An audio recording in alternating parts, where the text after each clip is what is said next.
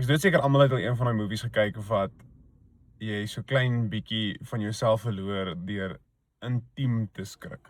En dan is daar altyd daai scene waar die tannie besluit, kom ek gaan kyk wat in die woud daarin gestap het nou net, wat baie groot en donker is en lyk of wat my wil doodmaak, want ek is verskriklik nuuskierig. En as jy enigstens soos ek is, dan begin skree jy uit die toppunt van jou longe uit, Susan, wat jy mee besig, daarin gaan jou doodmaak. Nou hierdie is 'n innerlike monoloog wat ons baie keer het van die ou wat in die movie is, moet presies dieselfde perspektief hê wat ek het. En dit maak nie altyd so sin as jy regtig daaraan dink nie.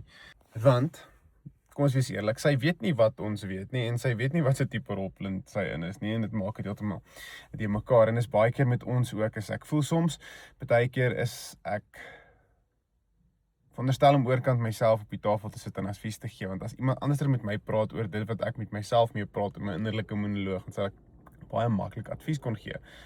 Maak net so.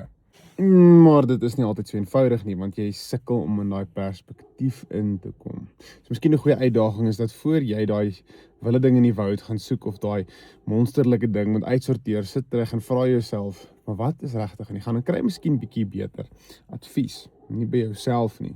So moenie soos hy tannie wees nie. Sit, raak rustig en vra vir jouself, maar weet jy, as ek regtig daarna kyk, as ek na die prentjie kyk en wat in my lewe aan die gang is, wat sou ek vir myself sê? En dan gaan jy eintlik dieper as dit en sê, maar hierdie gees wat in my is, hierdie liefde wat in my is, hierdie genade wat in my is, wat sal dit vir my sê oor vertroue en wat volgende is? En dan hoef ons nie op onsself te skree bietjie later as ons terugkyk na die highlights nie.